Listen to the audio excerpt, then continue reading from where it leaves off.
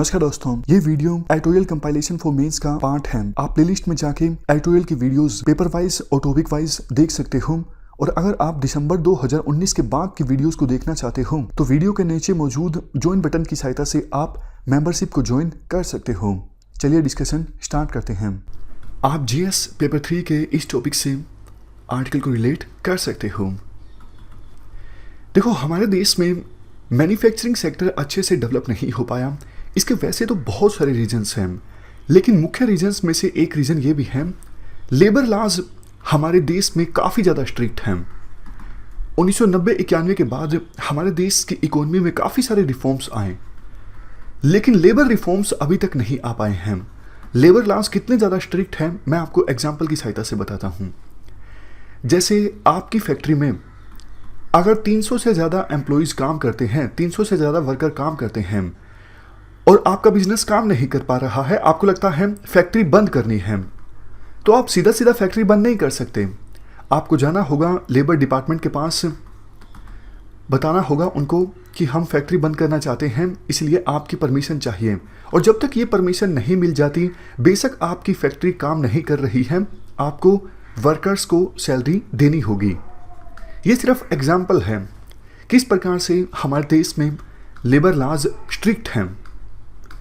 तो देखो, विभिन्न सरकारों ने प्रयास किया 1990-91 के बाद कि लेबर लॉज में रिफॉर्म्स लाए जाएं, बट विरोध काफ़ी ज़्यादा होता है।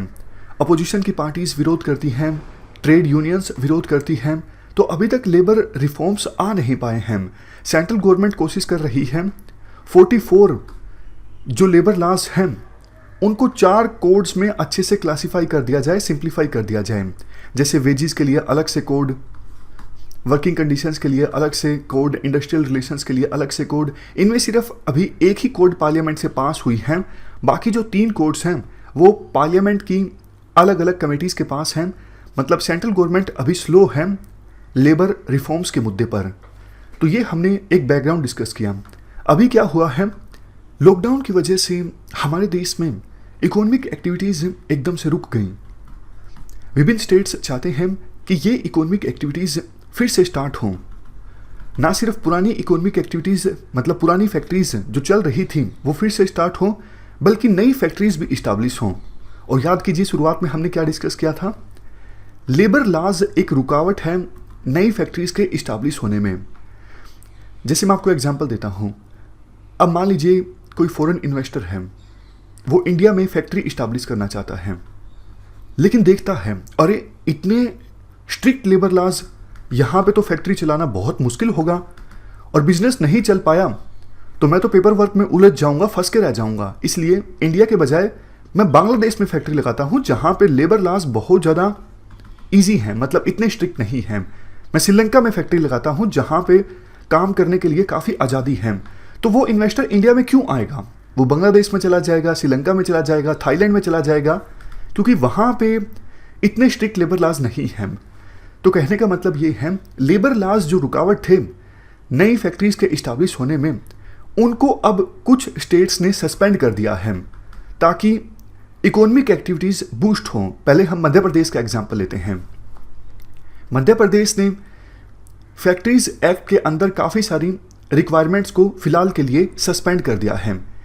जैसे पहले फैक्ट्रीज एक्ट के अंदर एक प्रोविज़न ये था कि मजदूर एक दिन में 8 घंटे के लिए काम करेगा, लेकिन इसे इंक्रीज करके अब 12 घंटे कर दिया गया है और एक वीक में मैक्सिमम मजदूर 72 घंटे काम कर सकता है, ऐसा प्रोविज़न कर दिया गया है। मध्य प्रदेश के मुख्यमंत्री शिवराज सिंह चौहान का कहना है, हमने फैक्ट्रीज एक्ट के सेक्शन 5 का सहारा लिया काफ़ी सारी रिक्वायरमेंट्स को सस्पेंड करने के लिए। सेक्शन 5 को इन्वोक किया जा सकता है इमरजेंसी समय में। इसके बाद यूपी की बात करते हैं। यूपी की सरकार ने एक ऑर्डिनेंस को अप्रूवल दिया है, कुछ लेबर लॉज को छोड़ के 3 साल के लिए सभी लेबर लॉज को सस्पेंड कर दिया जाए। कुछ लेबर लॉज जिनको छोड़ा गया है, सस्पेंड नहीं किया गया है, वो इस प्रकार से हैं, जैसे bonded labour, child labour, women employ से संबंधित कुछ लॉज हैं। For example maternity benefit, construction workers, payment of wages. इसके अलावा compensation to workman for accidents while on duty, मतलब ड्यूटी के दौरान अगर मजदूर को कोई चोट पहुंचती है तो कंपनसेशन मिलेगा। ये कुछ लेबर लॉज हैं जिनको छोड़ा गया है। अदरवाइज बाकी सभी लेबर लॉज को 3 साल के लिए सस्पेंड कर दिया गया है उत्तर प्रदेश की सरकार के द्वारा, ताकि इकोनॉमिक एक्टिविटीज़ को रिवाइव किया जा सके। देखो, वैसे कोई भी स्टेट अगर लेबर लॉ में बदलाव करना चाहता है तो उसे सेंट्रल गवर्नमेंट की परमिशन लेनी होती है, क्योंकि लेबर सब्जेक्ट जो है वो कॉन्करेंट लिस्ट में आता है।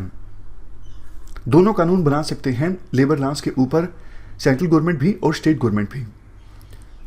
अब देखो, यहाँ तक तो सब सही लगता है कि हाँ, रिफॉर्म्स की आवश्यकता थी, लेबर लॉज स्ट्रिक्ट थे और अब इकोनॉमिक एक्टिविटीज़ को रिवाइव करने के लिए लेबर रिफॉर्म्स लाई जा रही हैं क्राइसिस की सिचुएशन में विभिन्न स्टेट्स के द्वारा। लेकिन आर्टिकल में कहा जाता है ऑलरेडी देखो, लॉकडाउन की सबसे बुरी जो मार पड़ी थी वो वर्कर्स पे पड़ी थी। ये लेबर लॉज जो हैं वो वर्कर्स को प्रोटेक्ट करने के लिए हैं।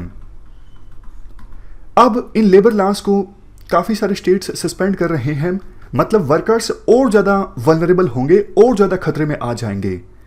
आर्टिकल में ये भी कहा जाता है, देखो, ऐसे ऐसे प्रोविजंस सस्पेंड कर दिए गए हैं, जैसे फैक्ट्री मालिक के लिए ड्रिंकिंग वाटर की व्यवस्था करना जरूरी है, first aid box equipments provide करना जरूरी है, फैक्ट्री में या फिर इंडस्ट्रियल इस्टेब्लिशमेंट में क्लीनिनेस होनी चाहिए, वेंटिलेशन होना चाहिए, लाइटिंग, कैंटीन्स, रेस्ट रूम्स, क्रैचेज होने चाहिए बच्चों के लिए। ये प्रोविजंस सस्पेंड करने का कोई मतलब बनता नहीं है। तो इस प्रकार से ये काइंड ऑफ डिबेट है। हिंदू में तो सिर्फ एक ही एस्पेक्ट प्रेजेंट किया गया था कि ये लेबर लॉज नहीं सस्पेंड करने चाहिए थे क्योंकि ये वर्कर्स को प्रोटेक्ट करने के लिए थे। लेकिन हमने थोड़ा डिटेल से डिस्कस किया पूरा सिनेरियो, मतलब मंशा क्या है स्टेट गवर्नमेंट्स की लेबर लॉज को सस्पेंड करने की। इस डिस्कशन में फिलहाल इतना ही है। Thank you very much for discussion.